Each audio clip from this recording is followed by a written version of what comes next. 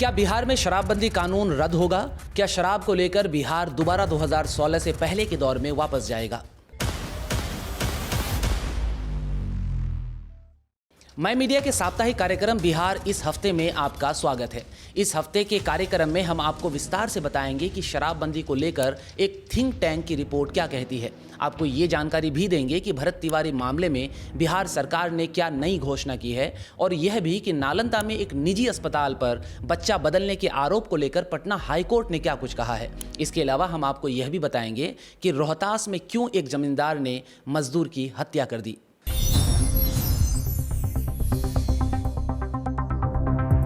लेकिन सबसे पहले बात बिहार में शराबबंदी कानून की। पिछले दिनों एक think tank national council of applied economics research ने 3 दिवसीय कार्यक्रम आयोजित किया था। इस कार्यक्रम में बिहार को लेकर एक रिसर्च पेपर पेश किया गया। इस पेपर को लेकर बिहार में राजनीतिक बवाल मच गया है।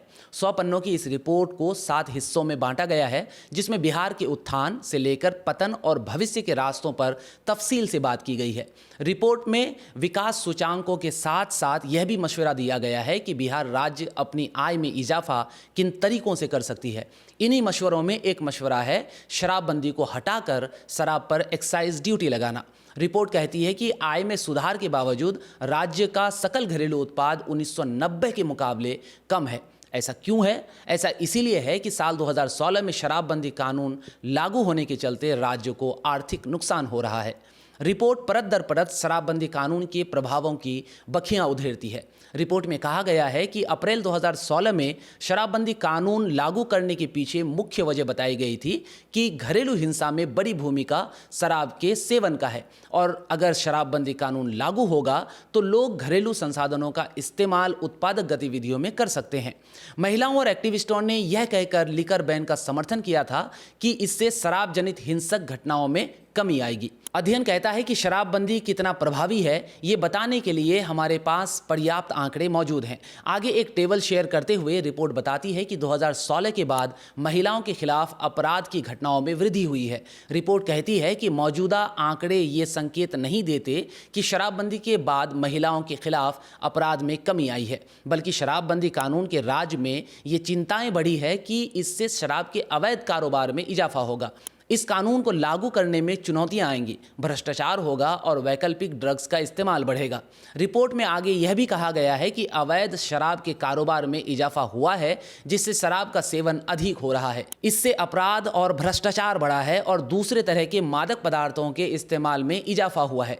इसके अलावा रिपोर्ट कहती है कि शराबबंदी कानून में भारी आर्थिक नुकसान भी हुआ है। शराबबंदी से पहले शराब पर एक्साइज ड्यूटी कमाई का एक अहम हिस्सा था। गौरतलब हो कि बिहार शराबबंदी कानून साल 2015 का नीतीश कुमार का चुनावी वादा था। उन्होंने चुनाव के दौरान महिलाओं से कहा था कि अगर इस चुनाव में वह जीत जाते हैं तो बिहार में पूर्ण शराबबंदी लागू होगा।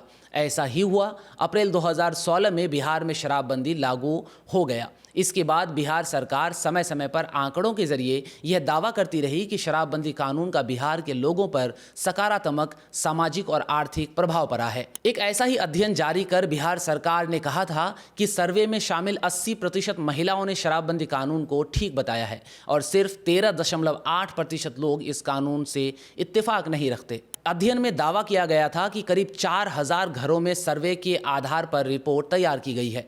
रिपोर्ट में सर्वे का हवाला देते हुए कहा गया था कि शराबबंदी कानून लागू होने के चलते 34% लोग शराब ना पीकर 1000 रुपये और 16.9% लोग 2000 रुपये बचा ले रहे हैं। वहीं महिलाओं पर असर के संबंध में रिपोर्ट में कहा गया था कि शराबबंदी के बाद घरों में महिलाओं की इज्जत बढ़ी है और 70% महिलाओं ने इसका समर्थन किया है।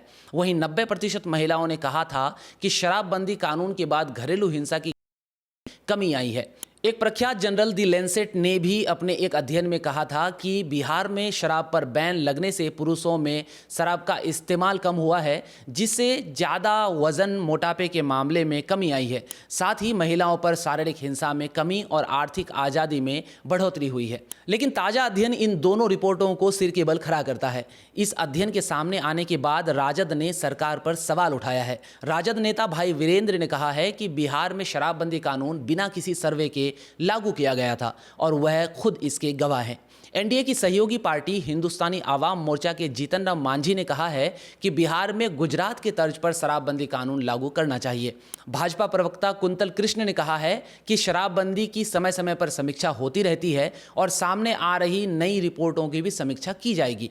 आगे क्या निर्णय लिया जाएगा यह कैबिनेट का सामूहिक फैसला होगा। वहीं जदयू प्रवक्ता नीरज कुमार ने दो टूक लहजों में कहा है कि शराबबंदी कानून को वापस लेने का कोई सवाल ही पैदा नहीं होता है। इधर भरत तिवारी के कथित एनकाउंटर मामले में मुख्यमंत्री सम्राट चौधरी ने मुआवजा और परिवार के एक व्यक्ति को सरकारी नौकरी देने का ऐलान किया है। उन्होंने न्यायिक जांच कमेटी की अंतरिम रिपोर्ट का हवाला देते हुए कहा कि दिवंगत भरत तिवारी के परिवार को आर्थिक सहायता और एक परिजन को सरकारी नौकरी दी जाएगी। यहां आपको बता दें कि 17 जून को भोजपुर के रहने वाले भरत तिवारी को पुलिस ने कथित तौर पर एनकाउंटर में मारने का दावा किया था, लेकिन मौके से मिले वीडियो से पता चला था कि भरत तिवारी ने हथियार फेंक दिया था, जिसके बाद उन्हें पुलिस ने 5 गोली मारी थी। घटना के बाद बिहार सरकार और खास तौर पर सीएम सम्राट चौधरी निशाने पर आ गए थे। चौतरफा दबाव के चलते बिहार सरकार ने घटना की स्वतंत्र जांच के लिए न्यायिक जांच कमेटी का गठन किया था।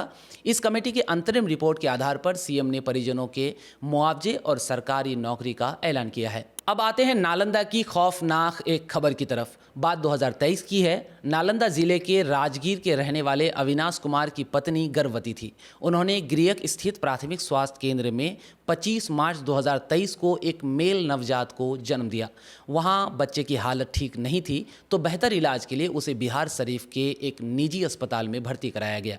यहाँ तक सब कुछ ठीक था। अविनाश कुमार और उनकी पत्नी को झटका तब लगा जब अस्पताल ने उन्हें बेटे की जगह बेटी दे दिया और दावा किया कि उन्होंने तो बेटी को ही अस्पताल में भर्ती कराया था। इससे दंपति सदमे में आ गया और उसने बिहार शरीफ थाने में एक शिकायत दर्ज करा दी। बच्ची को सरकार के हवाले कर दिया। मामला पटना हाईकोर्ट पहुंचा तो अब ये पता चल रहा है कि उक्त निजी अस्पताल इलाज की आड़ में नवजात की तस्करी में लिप्त था। कोर्ट में जमा की गई पुलिस जांच रिपोर्ट व अस्पताल के दस्तावेजों से पता चला है कि महिला ने पुरुष नवजात को ही जन्म दिया था। कोर्ट ने 10 अगस्त की सुनवाई में कहा कि सबसे परेशान करने वाला रवैया डॉक्टर का है। अस्पताल के दस्तावेजों से पता चलता है कि एम्बुलेंस के लॉग बुक में बच्चे के लिंग के आगे मेल लिखा हुआ था, जिसे बदलकर फीमेल कर दिया गया था। जांच में डॉक्टर ने स्वीकार किया है कि उसने मेल शब्द के आगे फी जोड़ा था। कोर्ट ने अपने आदेश में कहा है कि अगर यह पाया जाता है कि कोई अस्पताल नवजात की ट्रैफिकिंग में शामिल है तो सुप्रीम कोर्ट का निर्देश है कि उक्त अस्पताल का रजिस्ट्रेशन तुरंत रद्द होना चाहिए। लेकिन इस मामले में पुलिस ने केस सही पाया, फिर भी अस्पताल का लाइसेंस रद्द नहीं हुआ है। कोर्ट ने इस संबंध में नालंदा एसपी को जरूरी कदम उठाने को कहा है। इसी केस में पिछले 21 अप्रैल में हुई सुनवाई में डीएम की जांच रिपोर्ट पेश की गई थी, जिसमें प्राथमिक स्वास्थ्य केंद्र के दस्तावेजों का हवाला देते हुए कहा गया है कि महिला ने पुरुष नवजात को जन्म दिया था। उसे इलाज के लिए जिस निजी अस्पताल में भर्ती कराया गया था, वहां नवजात से संबंधित दस्तावेजों में छेड़छाड़ की गई थी। 21 अप्रैल की सुनवाई के दौरान ही बच्ची और महिला की डीएनए रिपोर्ट भी जमा की गई थी, जिसमें पता चला कि दोनों का सैंपल मैच नहीं कर रहा है, जिसका मतलब है कि महिला उस बच्ची की बायोलॉजिकल मां नहीं है। केस की अगली सुनवाई 15 सितंबर को होगी। बुलेटिन की आखिरी खबर रोहतास के दिनारा की है, जहां मजदूरी मांगने पर एक मजदूर की हत्या कर दी गई। बताया जाता है कि 60 वर्षीय चंदेश्वर चौधरी और उनके बेटे दीपक चौधरी अजित तिवारी नाम के जमींदार के यहाँ मवेशी चराया करते थे। बाद में दोनों ने वहाँ काम करना छोड़ दिया और दूसरे जमींदार के यहाँ काम करने लगे। जब मजदूरी का हिसाब मांगने चंदेश्वर चौधरी अजित तिवारी के पास पहुँचे तो विवाद हो गया। विवाद इतना बढ़ा कि चंदेश्वर चौधरी को कथित तौर पर अजित तिवारी ने गोली मार दी। इस घटना से गुस्साए ग्रामीणों ने आरोपी के घर पर हमला कर दिया और वहाँ रखे ट्रैक्टर व अन्य वाहनों में तोड़फोड़ की। फिलहाल घटनास्थल पर पुलिस गश्त कर रही है। इस मामले में पुलिस ने आरोपी और उसके बेटे को उत्तर प्रदेश से गिरफ्तार किया है। घटना के बाद नेता प्रतिपक्ष तेजस्वी यादव दिनारा पहुंचे और चंदेश्वर चौधरी के परिजनों से मुलाकात की। उन्होंने कहा कि चंदेश्वर चौधरी के परिवार को न्याय दिलाने के लिए वह हर स्तर पर लड़ाई लड़ेंगे। उन्होंने आरोप लगाया कि बिहार में कानून व्यवस्था ध्वस्त हो चुकी है। पूरे प्रदेश में अराजकता का माहौल है। भाजपा की सरकार बनने के बाद अपराधियों के हौसले बुलंद हुए हैं और बिहार में एक बार फिर सामंती शक्तियां पनपने लगी है। आज इतना ही। जाते जाते कमेंट कर जरूर बताएं शराबबंदी कानून पर आपके क्या विचार हैं। ये बुलेटिन आपके लिए उमेश कुमार राय ने लिखी है। ऋषिकेश आर्या ने वीडियो एडिट किया है। मैं शाह फैसल।